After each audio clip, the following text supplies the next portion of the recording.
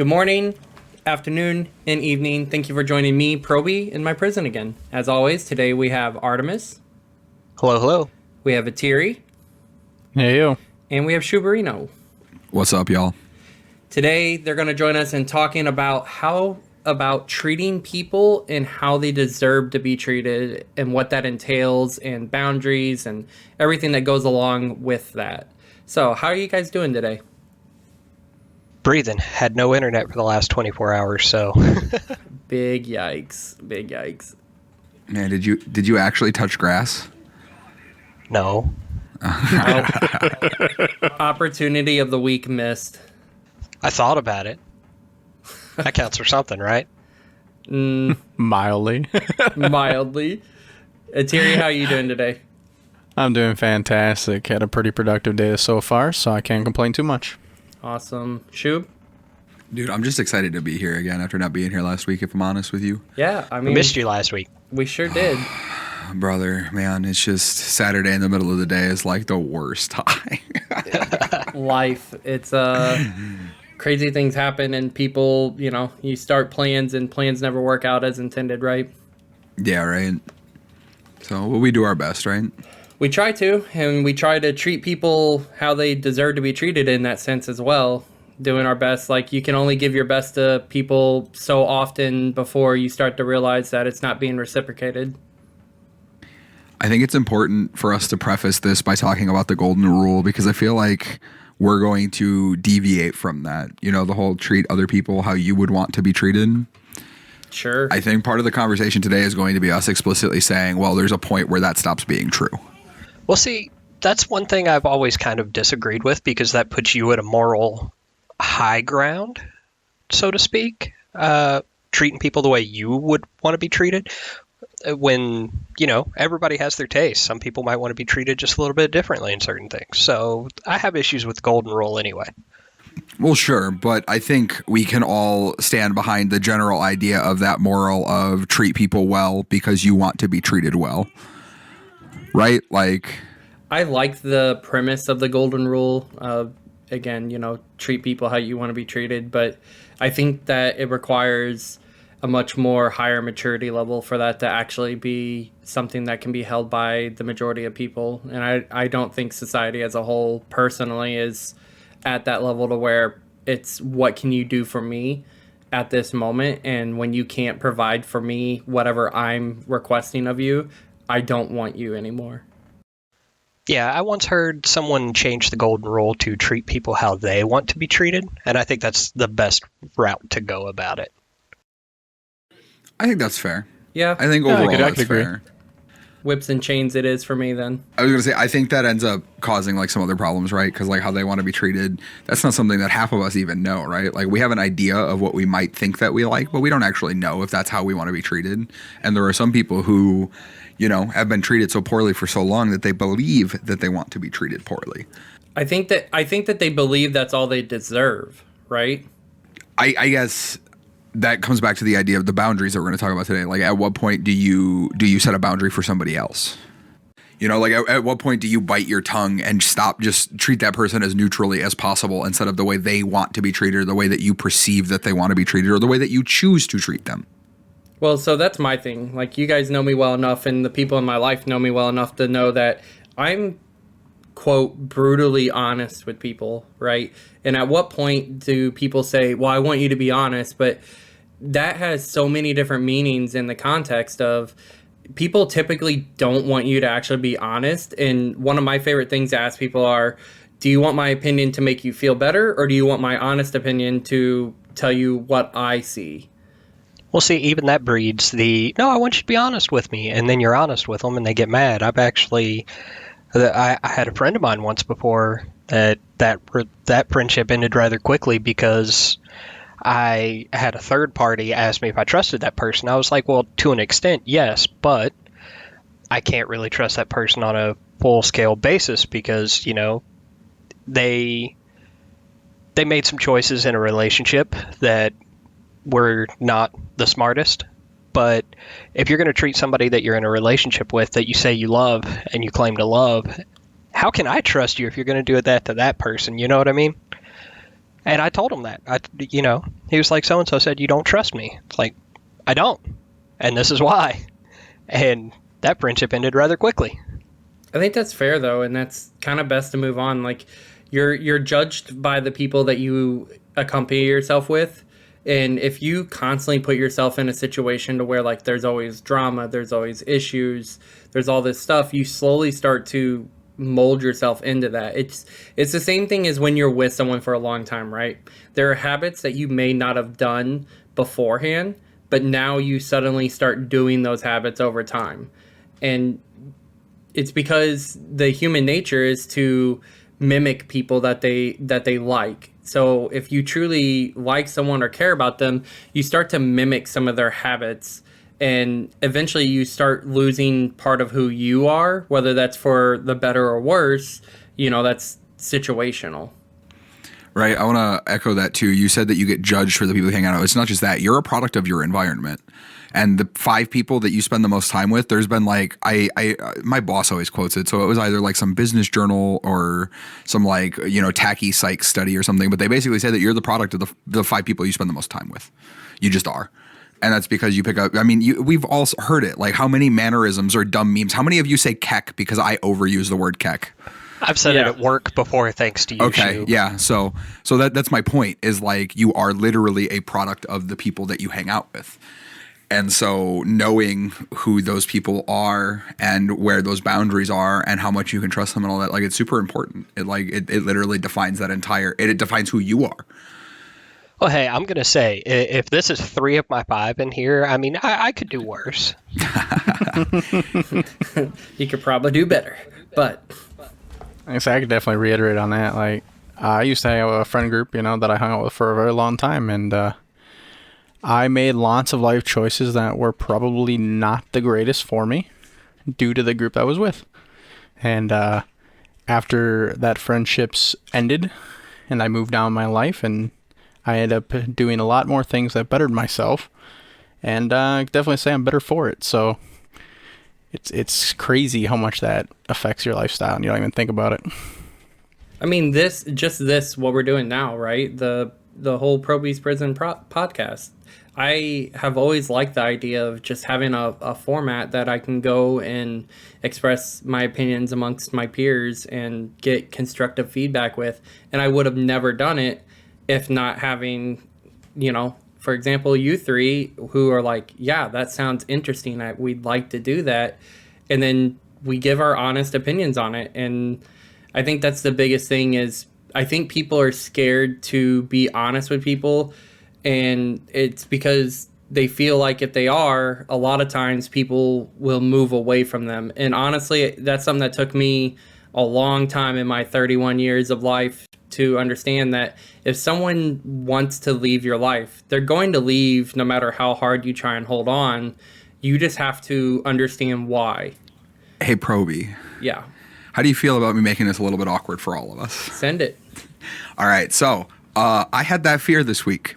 When I called you out on inviting me to last week's episode 30 minutes before, your response, ask Artemis. I went to Artemis. I was like, do I have to be worried? Should I come back? Yeah, and because literally that exact thing. So let me go ahead and be honest, and let's talk about setting boundaries and making things are straight. I need this shit to be planned more than 30 minutes in advance. Yeah, that's fair, and I can accept that, right? Like, I would rather you express that to me, because that's something that I could do better, is the set planning of it, right? And we're in the first 3 episodes, so that's why I didn't make it like a thing, was because like we're gonna figure it out, right? Like, we haven't even figured out if it's a 4-person format yet or not. Yeah, exactly. But like, I figured like, let's just apply it right to this podcast. Like, the way that you responded to me was like, well, I just won't ask you again next time. And it was like, wow, did I mess that up just for saying that I didn't like being invited 30 minutes before?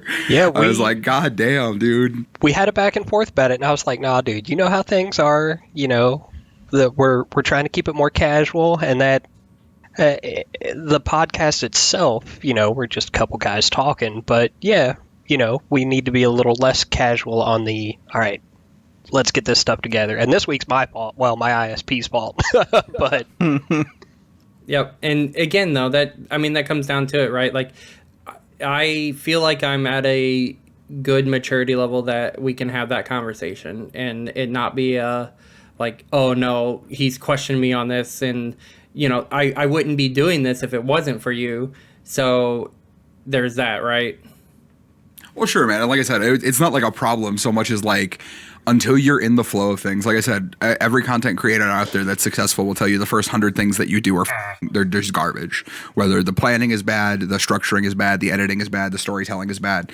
They'll tell you it's bad, but you have to learn from every one, right? So we just get a little bit better every week. And that's basically what we came to with art was like, if it becomes a problem again, we'll just mention it because it's not a huge problem now because it's not anything that's been consistent. But that's what comes down to treating people how they deserve to be treated, right? So like the way I said that, and yes, when I look back on it, I was like, damn, that was probably a little harsh, but No, but see, when I talked to Art, he was like, nah, Probie's like, he didn't mean that any like as mean, and like that's what it was. Is you and I. Our rapport has changed over the year we've known each other, so I'm just trying to make sure that I figured that out, right?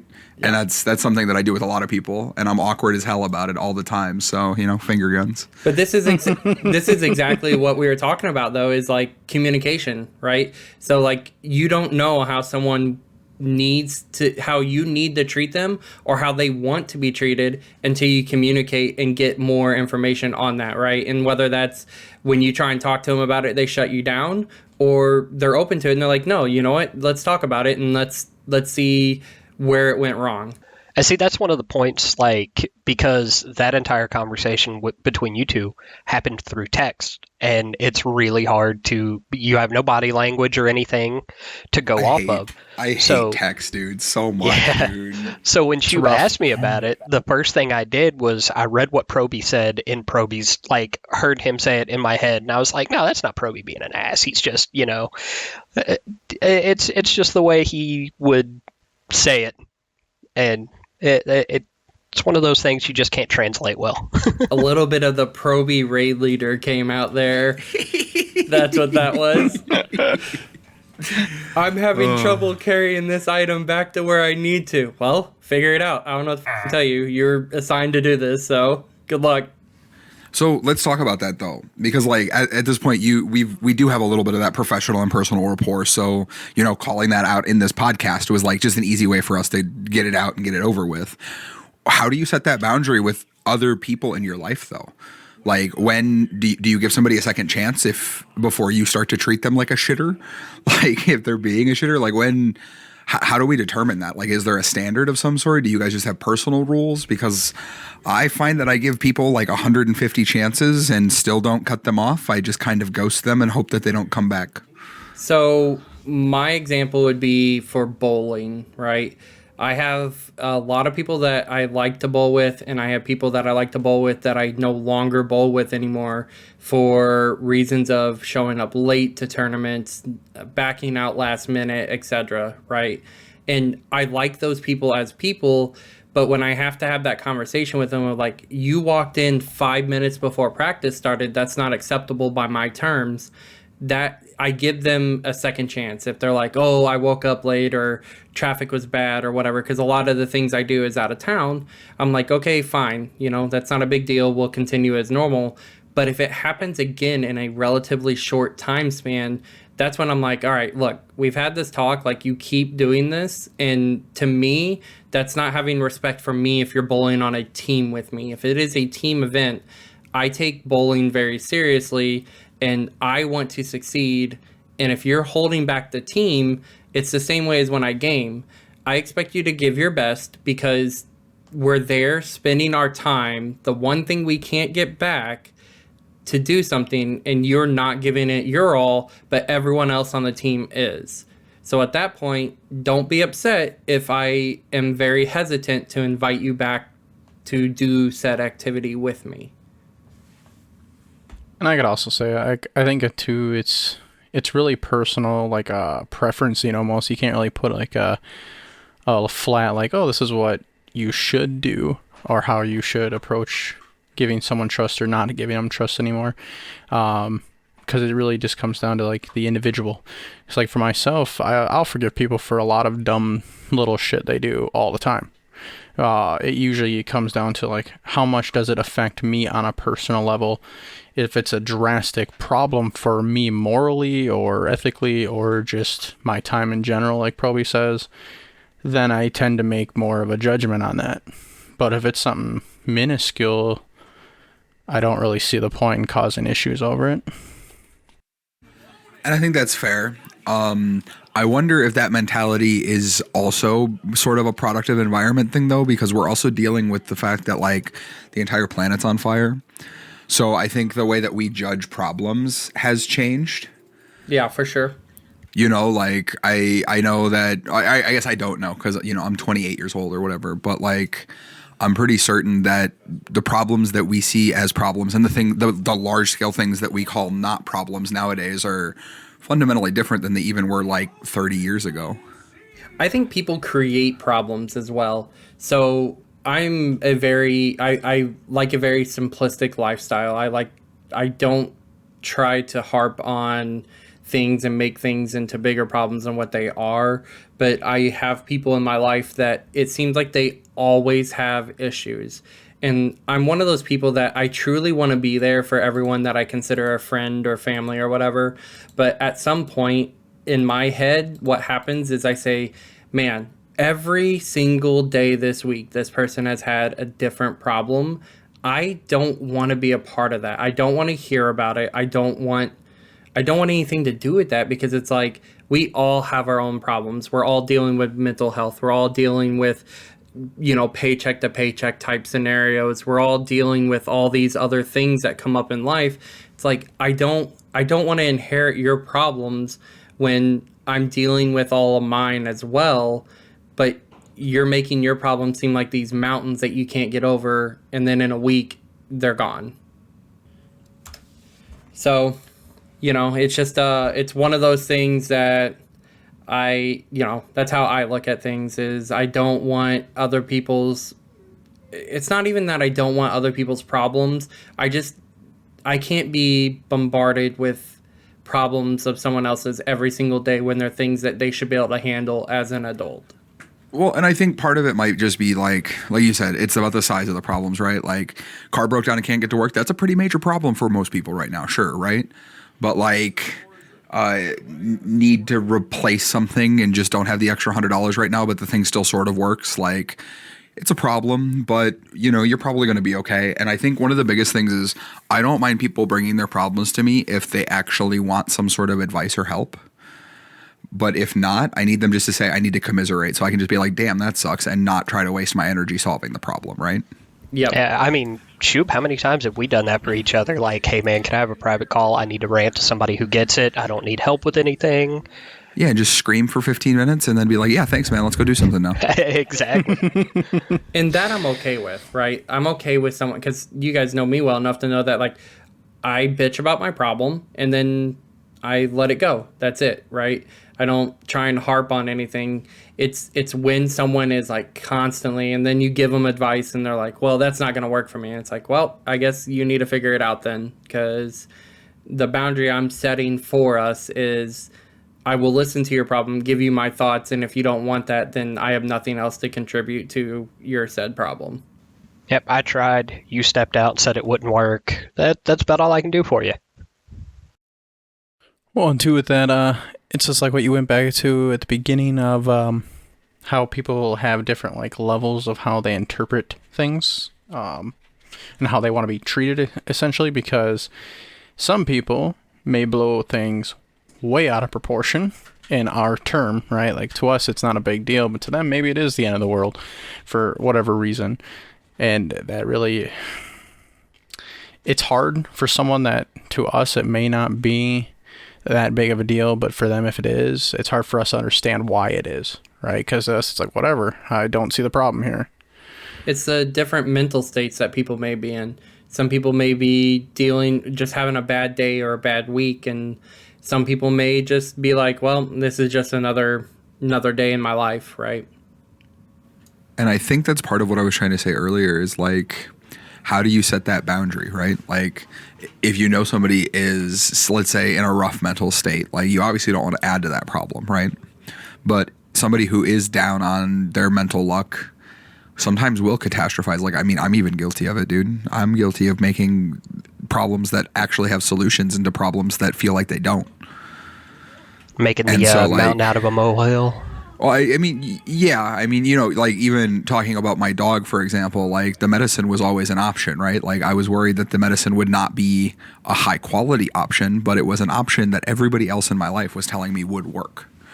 So like there was a solution I hadn't even tried yet, but the idea of trying it felt like something that it was insurmountable. And on the outside, a lot of people in my life like were just like, why won't you try the medicine? And I was like, I don't know how to articulate it, but it's a problem. That makes sense. It's similar. It's relatable to the treating people, but when we come to our pets, like well, so I meant specifically just the decision making process, right? Like the decision making process of sometimes there are decisions that feel insurmountable because of where your head is at, even if on the outside they don't look like that. And when you bring them to somebody and they're like, well, duh, just do the thing, like it makes you feel really bad, man.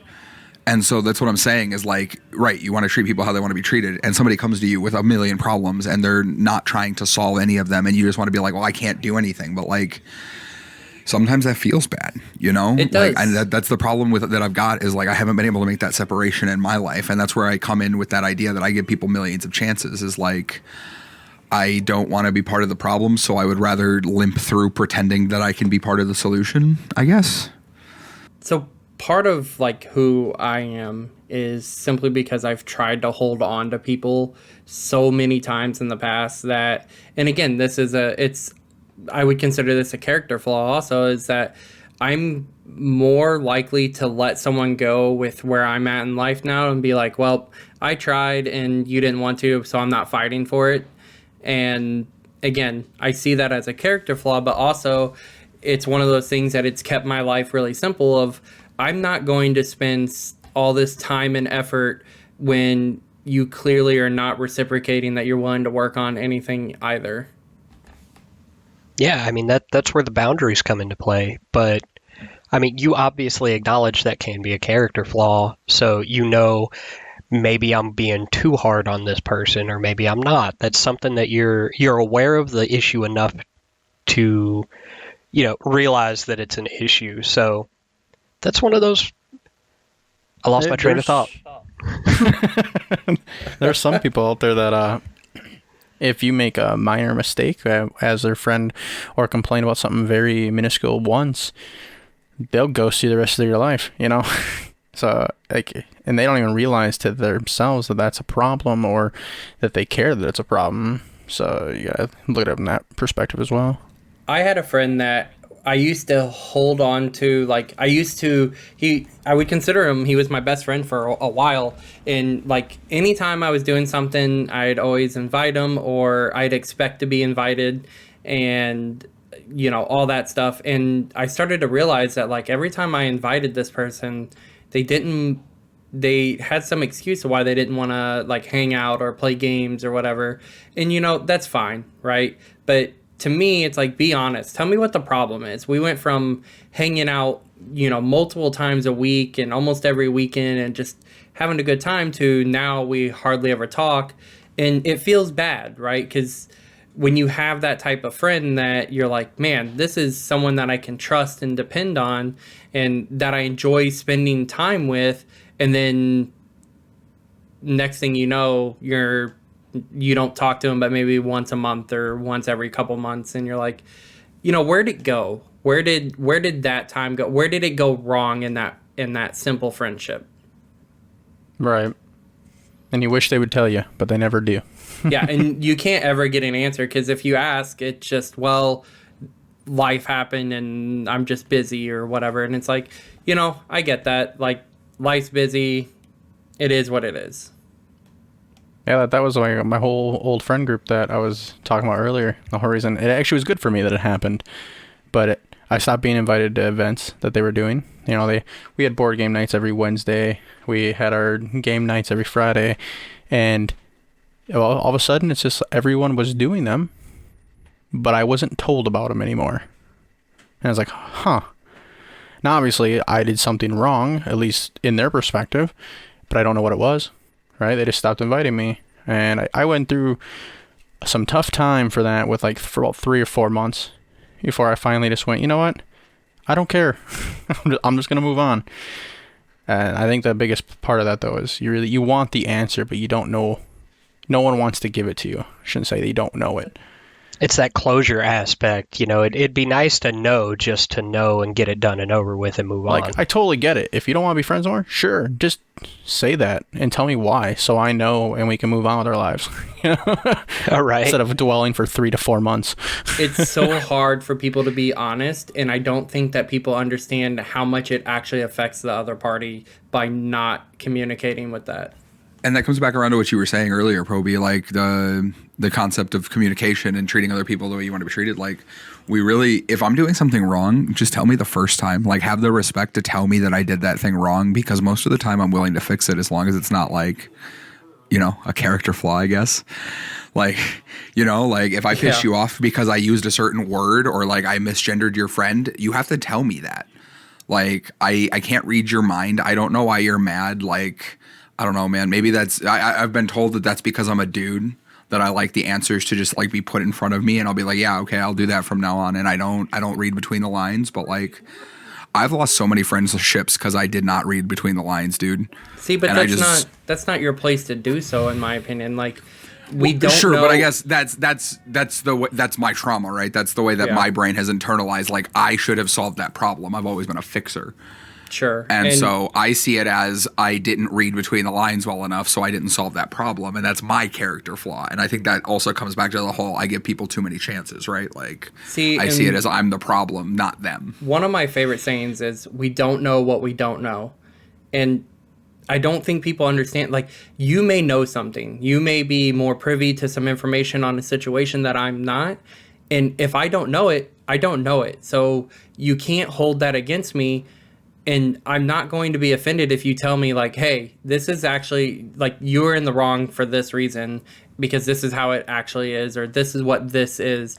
I'll just be like, okay, cool. Now I know. So going forward, I can use that information to change my decisions.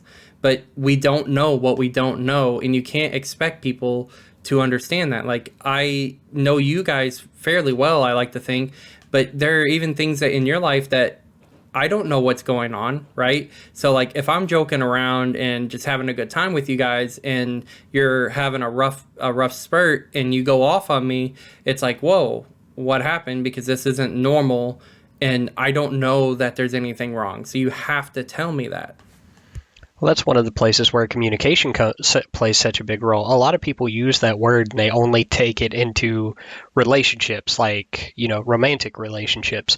But it's very important for friends to have communication too, or acquaintances. On every level of every relationship, you have to have open communication to some extent. Every relationship is a two-way street. Yeah, even friendships, because no matter how it is, like, whenever I'm in my chat channel and one of you join in, you already have an idea of what to expect from me about how I'm going to be, because that's the normal for Probie, right? Like, that's the normal for me. But if you jump in and I'm having a bad day and you can tell something's off, then you already know. Like, you're like, all right, this is your mind and body say this is a different scenario than what I expected. So now you have two choices. You can either continue as if there's nothing wrong and just ignore that I'm in a different state of mind, or you can find out what's going on and adjust accordingly.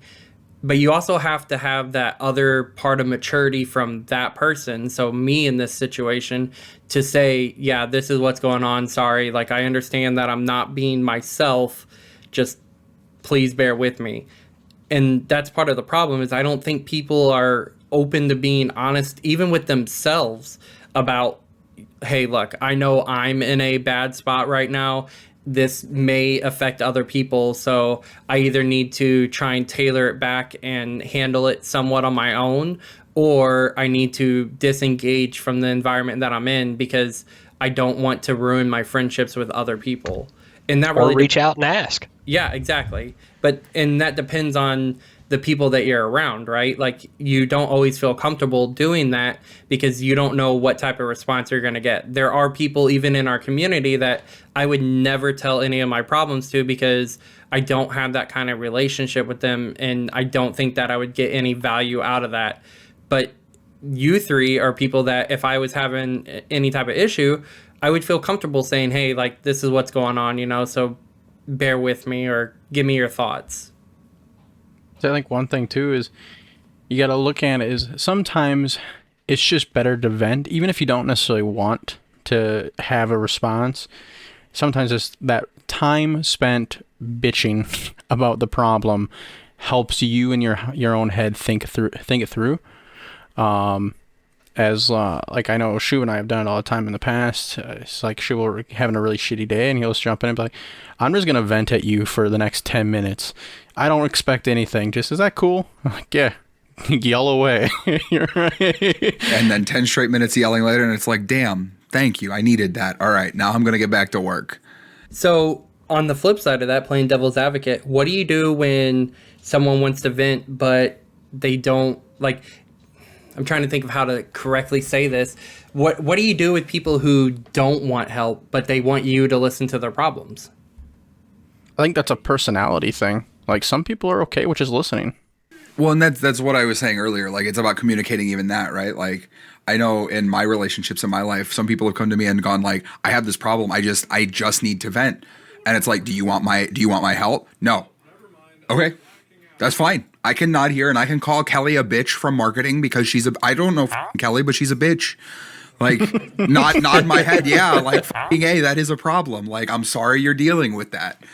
But if you don't tell me that, at least for my personality, I'm going to try to fix the problem.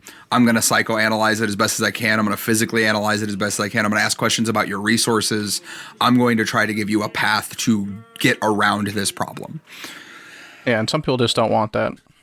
On the other hand of that, one of the big issues, and I know we've done it to each other a couple of times because I hate to keep using Shub as an example because he's there, but we may or may not have spent the last year basically talking to each other nonstop. So, but I know there's been times when me and Shub are having both ADHD brain days, and then we both had bad days, and we both want to rant, but it's hard for us to say, man, there's too much going on in my life. I can't really do this right now, but catch me later, maybe. I mean, that's one bit of communication that people lack out on. The ability to tell somebody, hey man, I can't help you with that right now. I've got too much on my own plate.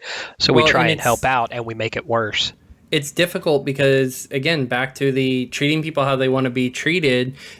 A lot of people want sympathy from others, but as soon as they're told, hey, I can't give you that sympathy at this current juncture of my life, they look at that as like an attack on them instead of looking at it like, oh shit, maybe this person's having some issues as well. And then that's when those friendships start to tear amongst the people who are, in my opinion, not mentally mature enough to have that conversation to begin with. So let's wrap this back around to a solution. How do we help? Like, how do we go out of this conversation today and do better about setting our own boundaries and helping other people understand that they can set theirs? Because at this point, we've talked about what people can't do.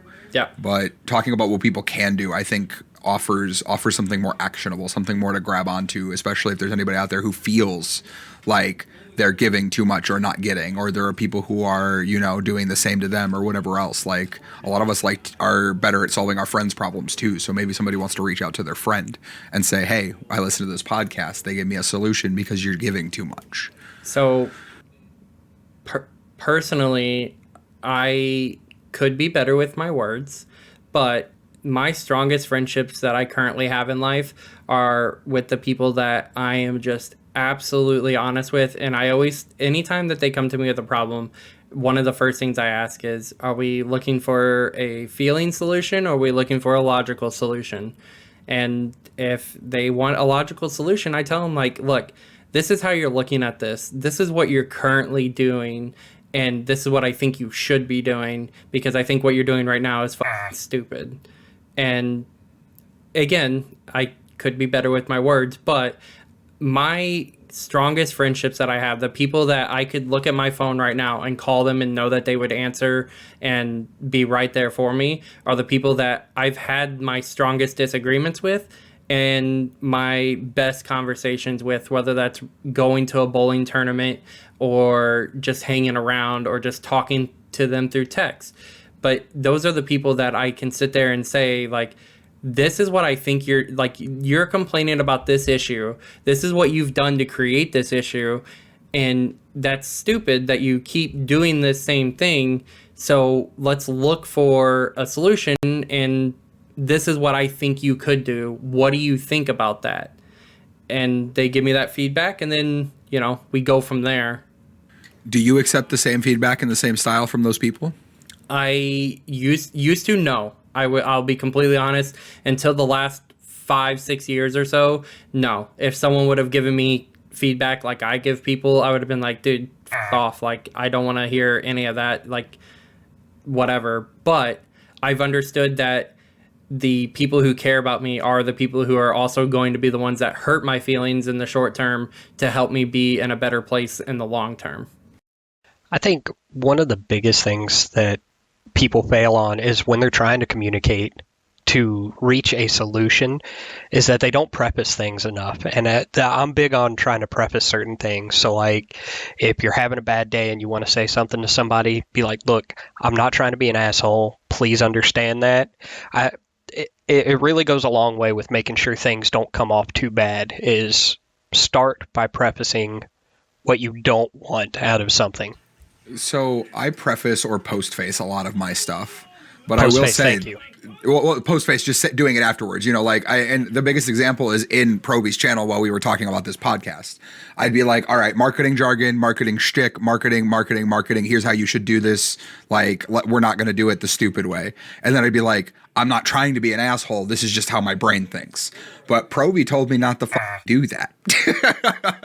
Well, that's just because I have a good enough rapport with you and friendship that I know that you're not being a dick when you say things of like, I know that you think that you might sound like it, but I appreciate that type of feedback of, hey, you did this. I don't think that's good in the long run, or I know that's not good in the long run. So this is what you should do.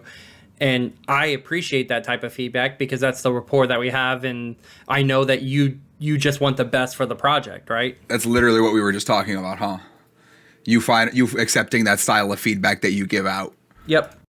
But what I mean by that is that wraps back around to the whole treating people the way they want to be treated kind of portion, is that you give that kind of feedback, you preface or postface things, and Probie's like, hey, don't do that with me. We've been friends long enough. So that's where the communication comes in. And there's a lot of people out there who don't have that initial communication to reach that point. So why is our communication so bad? Because that's literally every single thing we've said today is wrapped back around to we suck at either communicating before something happens or we suck at communicating after something happens. You want my honest opinion of why, like, overall, I think people's communication is bad? Let's hear I think it, Probe. that's exactly the topic of this podcast at this point because we've distilled it down to communicate better. I think that social media and being able to say things without looking at people in their face has absolutely deteriorated the human capability of being honest and communicating with people their exact feelings and thoughts. I think people having the ability to pick up their phone and send a text message without having to look at how it affects that person, or even hear their voice, right? yes, has changed the way that we communicate with each other as a whole, like, race. We feel disconnected and we don't care. Only the self-aware know that text is a terrible medium, a la the conversation we had this morning before this podcast, or at the beginning of this podcast episode. I think that's why. Okay, so how many of you hate talking on the phone? Absolutely. I generally prefer talking on the phone. Like, I don't know, I do better at reading people. Like you said, like when I send somebody a text, they could have a certain, like, their vernacular could just be different than mine. And I'll think I've pissed them off because, like, I said a joke and instead of saying LOL, they sent like a thumbs up, right? Like that Yeah. could just be like that some dumb shit like that. But on the phone, if I make a dumb joke and I get like the guffaw, I know at least it landed, right? Even if it's not good, it landed. Yep. And you two are the perfect example because, in my opinion, the people who hate talking on the phone are we just want to say what we want to say. We don't want to hear the change in your voice. We don't want to hear your direct, immediate response. Because again, when you're doing things over text or over social media, people have time to sit there and think about exactly what they want to say and whether it's good or bad and how it comes off. And, it may come off as, oh, they're being overly sympathetic or, hey, they're being a dick. But people don't like talking on the phone because they don't want to have to listen to what you got to say, especially when it comes to being a tough topic. They don't want to hear you say, no, that's not right. You're misinterpreting the whole situation. And that's functionally part of the problem, right? Like you're not even doing that first step of communication because you should hear that. You should talk through that. That's how you build that communication and that rapport. Like it's the same idea of like you and I coming out right now and talking about how I want the podcast to be scheduled more than 30 minutes in advance, right? Like a little bit of a hard topic. It makes me like the way that I just said it sort of makes you sound like a dick. And that's not what I meant to do, obviously, but you know that. And I just did the thing where I post-faced it. But like, that's a harder conversation. We have it. We work through it. After the show, we'll talk about scheduling it and we'll figure out whatever our cadence is and that'll be the end of it. But if we just had relied on the texts that we had sent and where it ended, it would have still been a problem, right? Yeah, absolutely. So I think that not liking to talk on the phone, like it's exactly what you're saying. It's the social media age. It's the poisoning of I don't want that interaction. Well, I kind of disagree with that. A lot of mine has to do with the anxiety of having to deal with a conversation, saying the wrong thing, doing the wrong thing. With a text, I can sit there and look at that text and, delete and retext and delete and re-add, and choose my phrasing. But when I'm in a phone call or even on this podcast, if I say the wrong thing or do the wrong thing, there's no going back there. And that sets my anxiety off to a whole new level. I mean, I'm the guy who will make his car payment 7 days late because I didn't want to make that phone call to a stranger. Well, and I guess what I'm saying is that I think curated responses are part of the problem. Yeah, absolutely. And I understand where you're coming from with like anxiety, and a lot of people deal with that, especially over the phone. But I think part of that anxiety has been created because we have other options that say, hey, look, you don't like doing this, so now you don't have to. So let's always choose that option where I don't have to. There's a lot to be said about the fact that you can be an asshole and then come back and apologize for it and and learn from your mistake too. Like, I think there's part of the rapport building in that. Like, if I piss somebody off, coming back and going like, I really was an asshole. Like, I really shouldn't have said it that way. I meant to convey this, but I realized how I could have hurt your feelings that I didn't mean to. And then just being able to move on and grow from that and learn from that. I think there's something that we've lost in that too, because we're always trying to put the perfect thing together so that we don't piss anybody off or make anybody think differently about anything. That's like last night when I played Smite with Quaith and Taxes. Our very last game, I made a comment that I do owe them an apology for because every game was just, it was kind of rough. And I made the comment of, you guys really need to learn how to do macro play and just stop dying as much. And Taxis made the comment of, dude, I'm a new player. I am a couple games into this. And it took a second for me to process that, right? That what I had said was inconsiderate. I mean, I've told you that before a couple of times playing Smite with you. We've been there. Yeah. That's a game you get really heated about. I'd like to be explicit too in saying that I think that part of that self-awareness that we've been talking about allows that not all curated responses to be bad. Right. Yeah. Because they're the anxiety thing, the whole curating your response. So you're not that's fine in 88% of situations. And that's obviously a statistic that pulled straight out of my butt. But but because you're so comfortable doing it in that arbitrary percentage of situations, that comfort spills over to the ones where it's not okay. I won't disagree with that at all. That's my mental illness. Well, no, and again, I'm not trying to use you as an example in your mental illness because we all deal with things like that's not it. It's that we need to be more self-aware of the fact that opportunities that give us anxiety can help us grow, and there's a controlled way to have those. Okay, Sure. that's fair. I'll agree with that. You know what I'm saying? Like Yeah. calling your insurance guy, like it could be a little embarrassing, but at the end of the day, he gets hundreds of phone calls from people way stupider than you. Well, I So mean, fair. Like he Holy just hell. does, man. He just does. That's just the nature of being in customer service. He just deals with stupider people than you. Probie just had flashbacks. Somebody I was talking to in our community the other day mentioned something like, think about your life and think about all of the people that have been really stupid in public places you've been in. They only enriched your life. And it's not like 20 years from now, you're like, I'm going to look up that stupid asshole on Facebook who slipped and fell at the aquarium. Like, no, you giggled and then you moved on. Because everybody else's life is so jam-packed of dog shit that they cannot be bothered. They can't be to remember the guy who like dropped a dozen oranges on the store on the floor in the store. You know what I'm saying? Like they can't be to remember the guy who stumbled over his words once on the phone. Like it makes their day better, and then they move on. Because it's unique, problem. right? It's unique. It's a situation that happened in their life that's not the normal canned response that they expected. Well, part of the issue too is we as a society have come to feel as an individual in society that everyone is watching us, everyone is caring what we do. In reality, most people give zero fucks about you.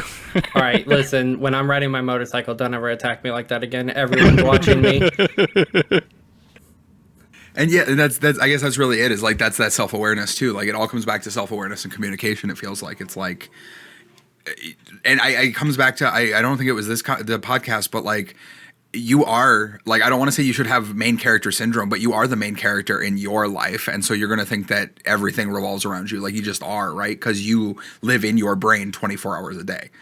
Unfortunately. But you have to remember that that's how everybody is. So unless you make an impact that fundamentally shifts their vision of them being the main character, they don't remember, dude. The cashier doesn't remember that you made a bad joke that didn't land. Like they laughed awkwardly and then they were like, okay, next customer. Yeah. So They're more pissed at what their boss said to them 20 minutes ago, and they're worried if they're going to lose their job. Oh, if it's not scanning, it must be free. yeah, right. Like the stupid dad jokes. Like you look like an asshole for doing it, but you're not the only one that's made an ass out of themselves at that register in the last hour, much less. Dude, when I worked at Walmart, holy hell. I think that comes back to that idea of the social media poisoning, right? Like we're so afraid that we will be put on blast that we are not willing to make mistakes to learn from anymore. And it's artificial anxiety, at least in a lot of people's cases. Like I know a lot of mine is because I compare myself to other people. Yeah, I think that's I don't know. It's one of those things. I think when it comes back down to our main topic of treating people how they deserve to be treated, I think you have a mix of people, right? You have people who feel like they deserve to be treated like shit because that's what they expect and what they're used to. And then you have people who expect, on the other end, expect to be treated like the main character. Like you know, you should be doing everything to benefit them. And we need to fall somewhere in between. But I also think that we're not honest enough with people on either end of the spectrum of like, hey, you either deserve better than this and you need to start understanding that and just having the real talk, or telling someone to get bent because they think that you should be giving up everything that you have to treat them like the king that they think they are, or queen. I'm beautiful. Shut your mouth. Only in your story. I know. And I think those expectations are set very, very too high by social media. Yeah. I mean, how many times, like, I'm in a meme group, and the amount of times that I post a meme in this meme group and I go back and look at how many comments and likes, and it's one of my guilty pleasures that when one of them takes off, like I had one the other day where I posted something about dogs, and everyone posted all their dog pictures. I'm not gonna lie, for like 3 days straight, I was constantly checking that thread because it made me so fucking happy to see, one, all the likes that it was getting, and then two, all the dog pictures and cat pictures that were in there. Like, He's everyone was trying just, to make a dopamine printer over there. I absolutely was. There's literally like 70 something comments of people posting pictures of their pets, and it was wonderful. Hey, if it works, print it, right? There's a lot of dopamine in learning from your mistakes, in my experience. Yeah. It's I'll tough agree with to that. do, though. That's the thing. A lot of people don't want to face their mistakes because they're scared to make mistakes. They don't look at them as a learning opportunity. Our society does not teach you in your entire life, like they should, that mistakes is what betters yourself. Everyone is always shown if you do it right the first time, you're a winner. You're not going to learn anything. I mean, that's without deviating too much. That's kind of like when you're at work, right? You're so scared to make a mistake that when you make one, it feels like this giant mountain that you have to climb to own up to it and let someone know that you made a mistake, when in reality, in 2-3 weeks, like, it's not going to be a problem. Most mistakes, they're not even going to think about again, right? Yeah. But yet our society has made it to where you feel at work like you're not allowed to make any type of mistake at all. Otherwise, you're suddenly on the hot seat, and now you're nervous about owning up to it instead of saying, and it doesn't matter who you are. A lot of people have that struggle of, man, if I tell them I did this, like, I might get wrote up or I might get talked to or whatever, versus if you have someone, again, stealing from last week's, if you have someone that's a leader, they'll say, look, it's not a big deal. Just what we learn from it, like, and that's how you should be treated, especially at work where we spend the majority of our lives. It shouldn't be I can't believe you've done this. Like, how are we ever going to recover when it's this minor problem? It should be look, it's not a big problem. You made a mistake. It's fine. We learn from it. We fix it. We move on. No big deal. Comes back to our communication. Well, I mean, we're starting to get toward that time. So before we have to leave the yard, does anyone have any final thoughts? I mean, just like a quick wrap up of like, talk to the people in your life that you care about and make sure that you're open about it, right? Like, I mean, it doesn't have to be the people you care about, the people you interact with every day, your coworkers and stuff. Be straight with them. Communicate. at least start, right? Yeah, right. Yeah. You got to start somewhere. The more you communicate, it'll show them that you want that line of communication. They'll eventually, in most cases at least, start giving that same line of communication back. Yeah, I think it comes down to learning to respect yourself, respect the boundaries that you set for people and what they set for you, and communicating with them and just saying, look, this is who I am. I know that I have room to grow, but I would like to help you if you're willing to help yourself and help me. Real quick, I'll just wrap it up with, and remember that you can't help somebody who doesn't want to help themselves. Yep. Truth. It is. You're just holding on to a losing battle. They'll drag you right down with them. So, as always, there will be a link to our Discord. We are a gaming Discord, but we have conversations like this all the time. Everyone is free to join. The Ascended Gaming Discord link will be in the comments. If you enjoy what we talked about, or you have a topic that you would like for us to talk about and hear our thoughts, you can always post those in the comments. And if you enjoyed everything, please like, subscribe. I'd like to thank you again, all of you, Artemis, Satiri, Shub, for joining me in Probie's prison. And hopefully I will see you on the yard next week. Back to your cells, dogs. Have a good one, guys. Take it easy, y'all. Later, man. See ya.